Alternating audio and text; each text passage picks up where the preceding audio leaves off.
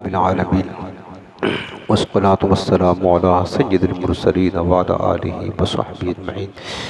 أما بعد فأعوذ بالله من الشيطان الرجيم. بسم الله الرحمن الرحيم. إن الله وملائكته يصلون على النبي يا أيها الذين آمنوا صلوا عليه وسلموا تسليما. اللهم صل على سيدنا مولانا محمد وعلى آله وصحبه بارك وسلم. مشکوٰۃ شریف کی حدیث پاک کا درس چل رہا ہے. باب القدر، باب الایمان بالقدر، تقدیر پر ایمان لانے کا بیان چل رہا ہے. اس سلسلے میں یہ دوسری فصل کا درس جاری ہے. حضرت یہ حدیث پاک جو آپ سننے جا رہے ہیں، حضرت عائشہ صدیقہ ام المؤمنین رضی اللہ تعالی عنہا اس حدیث کو روایت کرتے ہیں. وہ کہتے ہیں کہ قال رسول اللہ صلی اللہ علیہ وسلم ستۃ لعنتهم ولعنهم اللہ وکل نبی یجاب. میرے آقا فرماتے ہیں کہ 6 قسم کے لوگ ہیں، 6 طرح کے لوگ ہیں. لعنتهم کہ جن پر میں نے لعنت کی ہے، ولعنهم اللہ اور ان پر اللہ نے بھی لعنت کی ہے. وَكُلُّ نَبِيٍّ یجاب اور ہر مستجاب الدعوات نبی نے لعنت کی ہے، یعنی ہر نبی نے لعنت کی ہے. اور ہر نبی جو مستجاب الدعوات ہوتا ہے، مستجاب الدعوات معنی ہوتا ہے کہ اس کی دعا قبول ہوتی ہے. ہر نبی کی ہر دعا قبول ہی قبول ہوتی ہے. بالفرض اگر نبی کو ایسی دعا کرنا چاہیں جو حکمت الہیہ کے خلاف ہو تو پھر اللہ تعالیٰ کی بارگاہ سے ان کو روک دیا جاتا ہے. سمجھ رہے ہیں؟ باقی نبی جو بھی دعا کرتا ہے اس کی ہر دعا قبول ہوتی ہے. تو میرے آقا کریم فرماتے ہیں کہ 6 لوگ ایسے ہیں جن پر میں نے بھی لعنت کی ہے، اللہ نے بھی لعنت کی ہے اور ہر نبی نے لعنت کی ہے. لعنت کا معنی ہوتا ہے اللہ کی رحمت سے دوری. یعنی فرمایا کہ جس پر اللہ نے لعنت کی، اس کا مطلب یہ کہ اللہ تعالیٰ نے اس کو اپنی رحمت سے دور کر دیا، مردود ہو گیا اللہ کی بارگاہ سے. رسول نے لعنت کی، اس کا مطلب یہ ہے کہ رسول اللہ علیہ وسلم نے اس کے لیے اللہ کے رحمت سے دور ہونے کی دعائیں ضرر کی ہے کہ اللہ تو اسے اپنی رحمت سے دور فرما دے. یعنی وہ سب بندہ بدنصیب ہوگا، مردود ہوگا جس پر اللہ اس کے رسول لعنت کرے. اب یہ فرمائے میرے آقا نے 6 طرح کے لوگ ہوں گے. پہلا کون ہوا؟ الزائد فی کتاب اللہ، اللہ کی کتاب میں زیادتی کرنے والا. اللہ کی کتاب سے چاہے قرآن ہو، توریت ہو، انجیل ہو، جو بھی اللہ کی جانب سے کتاب ہے اس میں گھٹا بڑھانے والا، زیادتی کرنے والا. کبھی لفظی زیادتی ہوتی ہے، کبھی معنوی زیادتی ہوتی ہے، جیسا کہ اہل کتاب نے، یہودیوں نے اور عیسائیوں نے توریت اور انجیل میں کیا. گھٹا دیا، بڑھا دیا نا. توریت اور انجیل جس طریقے سے نازل ہوئی تھی وہ آج ویسے باقی نہیں ہے، بلکہ اللہ کی کتاب میں انہوں نے کچھ گھٹا دیا اور کچھ بڑھا دیا. تحریف جس کو بولتے ہیں، رد و بدل کر دیا. تو میرے آقا فرماتے ہیں کہ جو بندہ بھی اللہ کی کتاب میں زیادتی کرنے والا ہوگا، بڑھانے والا ہوگا، تحریف کرنے والا ہوگا، چاہے لفظی طور پر یا معنوی طور پر، اس پر اللہ، اس کے رسول کی اور ہر نبی کی لعنت ہے. تو یہودیوں نے کیا کیا، عیسائیوں نے کیا کیا؟ یہی کام تو کیا انہوں نے. توریت میں، انجیل میں اپنی طرف سے گھٹا دیا، بڑھا دیا، تو وہ اللہ تعالیٰ کے لعنت کے حقدار ہوئے، ہر نبی کی لعنت کے حقدار ہوئے. خود جس پیغمبر کو ماننے کا دعویٰ کرتے اس پیغمبر کی بھی لعنت ان پر ہے، اس پیغمبر کی لعنت ہے.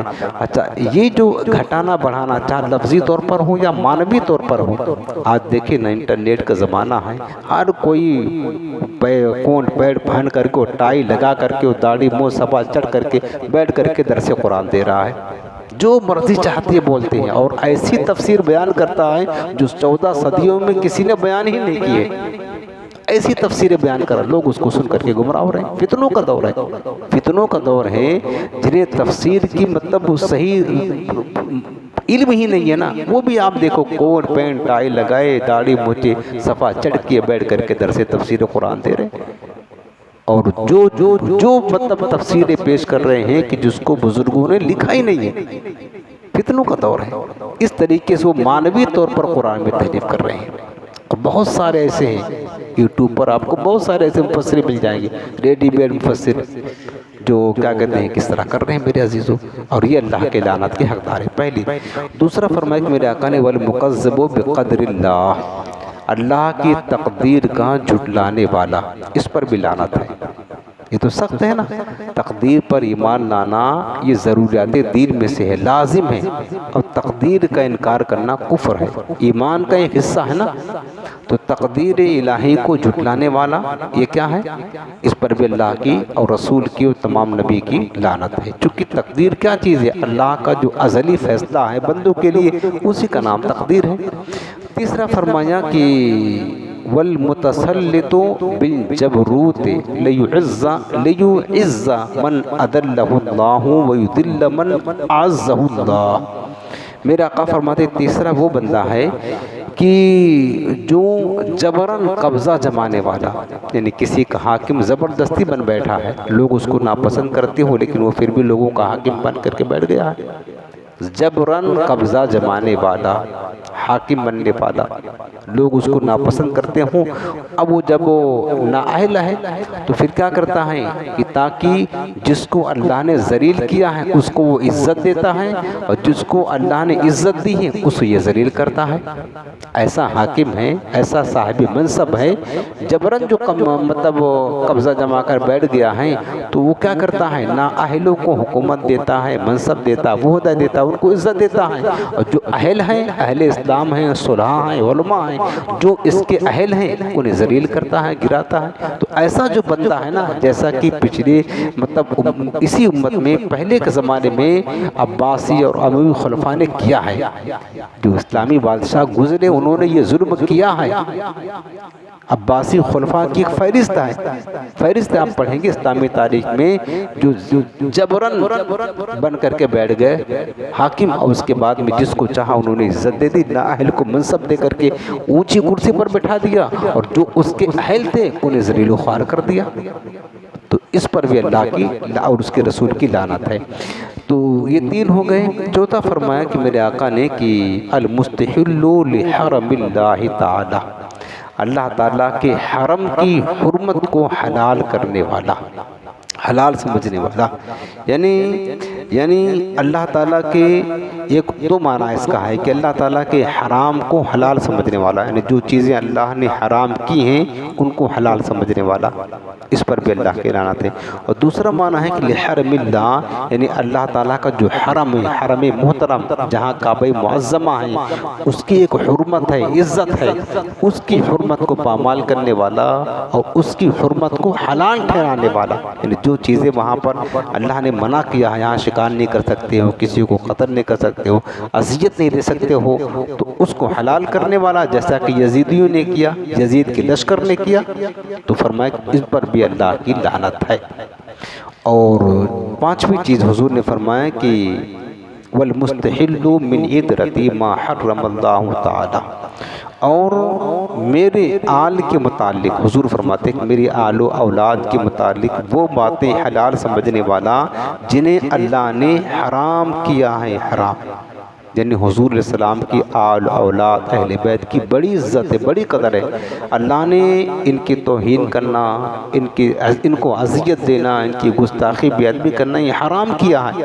اب کوئی ایسا نہ کر کے جو اولاد رسول، آل رسول کی مطلب عزت کو مطلب پامال کرے اور کیا کہتے ہیں ان کی بے حرمتی کرے، توہین کرے، تو اس پر اللہ کی لعنت ہے۔ ایک معنی اس کا یہ ہوا، اور دوسرا معنی آپ کی سن، بس یہ ایک ہی حدیث آپ کو سناؤں گا آج۔ دوسرا معنی اس کا یہ ہے کہ والمستحل من عدرت ما حرم اللہ، اس کا معنی یہ ہے کہ جو میرے اہل مطلب اولاد ہیں، میری آل ہیں، میری آل و اولاد ہیں، تو فرمایا کہ میرے آقا علیہ السلام نے جو میری اولاد ہوں اور اللہ تعالیٰ کے حرام کو حلال جانے، اس پر اللہ کی لعنت ہے۔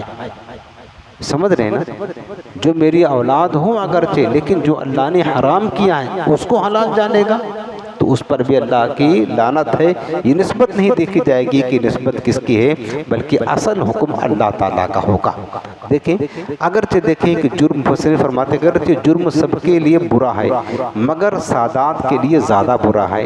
اس سے سید حضرات کو عبرت پکڑنی چاہیے کہ وہ اپنے باپ داداؤں کے کا نمونہ بنے، صرف سید ہونے پر فخر نہ کریں، فخر نہ کریں۔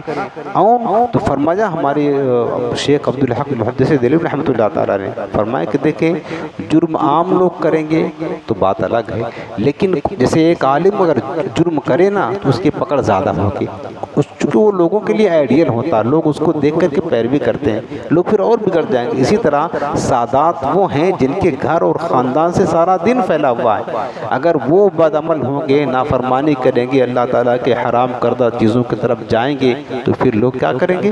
ان کو دیکھ کر کے وہ نمونہ تو فرمائے کہ وہ اپنے مطلب نسبت پر فخر نہ کرے، انہیں چاہیے کہ حضور اسلام کی سنت اپنے جد کریم کے مطلب سیرت اور سنت و سیرت کا وہ نمونہ بنے، ایسا آئیڈیل اپنے آپ کو بنا کر رکھے تاکہ لوگ ان کو دیکھ کر کے ان کی پیروی کریں۔ ایک معنی تو اس کا یہ ہوا، اور آخری چیز جس پر میرے آقا فرماتے ہیں وَالتَّارِكُ لِسُنَّتِي، میری سنت کو چھوڑنے والا، اس پر بھی اللہ کی لعنت ہے۔ اب میرے عزیزو ہم خود غور کر سکتے ہیں کہ ہمارے زندگی میں حضور کی کون کون سی سنت چھوٹ رہی ہے۔ یاد رکھیں کہ حضور اسلام کی سنت کی توہین کرنا یہ تو کفر ہے، لیکن بدنصیبی ہے، بلکہ فقہاء نے لکھا علماء نے کہ جو شخص کثرت کے ساتھ سنت کو چھوڑنے کا عادی ہوتا ہے وہ حضور کی شفاعت سے محروم ہوتا ہے۔ لوگوں نے یہ پکڑ لیا کہ ہم تو دامن مصطفیٰ پا کر کے رکھے ہیں، اب کوئی ٹینشن ہم کو نہیں ہے، سیدھے شفاعت حضور فرما کر کے جنت میں جائیں گے، لیکن حضور کی شفاعت چھوڑنے، سنت چھوڑنے کا جو عادی ہوتا، حدیث کی روشنی میں لکھا ہے کہ وہ حضور کی شفاعت سے محروم ہوگا قیامت کے دن۔ اس کا مطلب یہ نہیں کہ میرے آقا علیہ السلام شفاعت فرمائیں گے تو اس کا مطلب کیا ہے کہ ہم بے دردی کے ساتھ گناہ کرتے جائیں، نافرمانیاں کرتے جائیں، حضور کی سنت کو رونتے جائیں، ایسا نہیں ہے۔ حضور نے خود فرمایا وَالتَّارِكُ لِسُنَّتِي۔ آج لوگ مسئلہ پوچھتے ہیں ہم سے، کیا پوچھتے ہیں حضرت کیا یہ واجب ہے، کیا یہ ضروری، کیا یہ فرض ہے، جیسے ٹوپی پہننے کے بارے میں نماز میں آج لوگوں کا رجحان جو ہے نا غیر مقلدین نے پتہ نہیں کہاں سے کس حدیث میں لے کر کے آئے، انہوں نے ایک سوشل دے دیا کہ ننگے سر نماز پڑھیں، ننگے سر، پتہ نہیں کون سی حدیث پر عمل کرتے ننگے سر۔ بھائی میرے آقا علیہ السلام ہمیشہ اپنی مبارک سر انور پر ٹوپی کے ساتھ امامہ سجاتے تھے، خالی ٹوپی بھی نہیں، ٹوپی کے ساتھ میرے سرکار ہمیشہ زیادہ تر امامہ سجا کر ننگے سر حضور نے کب نماز پڑھی؟ جب آپ حالت احرام میں تھے، بس اس کے علاوہ نہیں۔ ہمیشہ حضور کی عادت کریمات سنت مبارکہ، اور یہ غیر مقلدین اپنے آپ کو اہل حدیث کہتے ہیں بنام، اور حدیث پر عمل کرنے کا دعویٰ کرتے ہیں۔ ان کی ٹانگیں دیکھو، ان کے کپڑے دیکھو، ان کے پینٹ شرٹ دیکھو، تو یہودی بھی اپنے آپ کو شرما جا رہے، ہمارا باپ نکلا ہے تو اتنا زیادہ، یہودیوں کے اتنا زیادہ دل دادا ہے، یہودی بھی شرما جائے تو ہمارا ابا ہے۔ تو یہ ننگے سر انہوں نے نماز پڑھنے کا یہ مطلب چالو کیا ہے، تو آج ہمارے سنی بیچارے ان کو نماز میں سب کچھ کریں گے، ٹوپی پہننا بھاری ہوتا۔ یاد رکھنا، میں تفسیر میں آگے میں آپ کو بتاؤں گا، یہ منافقوں کے نشانے بتائی گئی ہے۔ میں آپ کو پوچھتا ہوں کہ لوگ ایک دن پوچھ رہے تھے ہم سے صاحب مطلق حضرت یہ ٹوپی لگانا کیا نماز میں فرض ہے، واجب ہے، کیا ہے؟ یعنی لوگ سمجھ رہے ہیں کہ جو فرض ہو خالی وہی کریں گے بس۔ تو میں کہتا ہوں بھائی کیا پینٹ شرٹ پہننا فرض ہے؟ بتاؤ، پینٹ شرٹ پہننا فرض ہے، داڑھی مدانا فرض ہے، جو تم عمل کرتے ہو سب فرض ہے کہ خالی جو سنت، یعنی سنت کی کوئی اہمیت نہیں یار، جو فرض ہے واجب ہے صرف وہی کرو گے تو سنت کون کرے گا؟ یہ تو بتائیں، کیا کافر آ کر کے سنت پر عمل کریں گے؟ کون کرے گا؟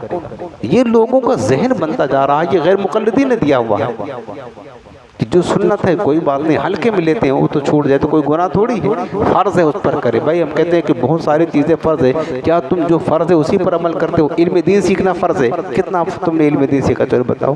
عقائد کا علم سیکھنا فرض ہے، احکام شریعت کا علم سیکھنا فرض ہے، بہت سارے علوم سیکھنا فرض ہے، صرف ایک بات بتاؤ تم نے کتنا علم سیکھا ہوا ہے؟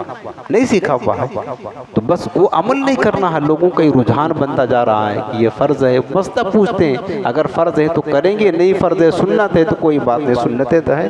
یہ اتنی بڑی محرومی ہے نا، حضور کی شفاعت سے بندہ محروم ہو جا کر اس طرح کرے گا۔ ہاں سنت کی محبت ہے، کرنا چاہتا لیکن بدنصیبی نہیں کر پا رہا، بات الگ ہے، لیکن اس طرح کی ہاں سنت ہے تو چھوڑ دیں، فرض ہے واجب ہے تو پکڑ لیں، میرے عزیزوں یہ بہت بڑی محرومی ہے، بہت بڑی محرومی ہے۔ اگرچہ سنتیں جو غیر مقدم اس کو چھوڑنے پر گناہ تو نہیں ہے، لیکن محبت رسول کا تقاضا یہ اسے کہتے ہیں کہ حضور کی سنت کو ادا کیا جائے۔ یہ نہیں پوچھا کرتے عاشق کہ سنت ہے کہ واجب ہے، یہ دیکھتے ہیں کہ حضور کی ادا ہے، عمل کرنا شروع کر دیتے ہیں۔ تو نماز میں جو غیر مقلدین کے طرز پر سنی چل پڑے ہوئے ہیں نا، اور ساری نمازیں ننگے سے پڑھتے، انہیں سوچنا چاہیے کہ میرے آقا کی سنت تو یہ ہے کہ ٹوپی کیا کہتے ہیں کہ ٹوپی کے ساتھ یا امامہ کے ساتھ نماز پڑھنا، چلو کم سے کم امامہ نہیں تو ٹوپی تو ہونی چاہیے۔ ننگے سر رہنا کس کا طریقہ ہے یہ بتائیں؟ مسلمان کا طریقہ ہے نا؟ ننگے سر رہنا یہودیوں کا طریقہ ہے، نصرانیوں کا طریقہ ہے، کافروں کا طریقہ، مشرکوں کا طریقہ ہے۔ تم نے وہ طریقہ نماز کے باہر تو باہر، نماز کے اندر بھی اتنا پیار ہو گیا تمہیں یہودیوں سے کہ نماز کے اندر بھی تمہیں ٹوپی رکھنا گوارا نہیں، وہی یہودیوں کا طریقہ ننگے سر نماز پڑھنا شروع کر دیا۔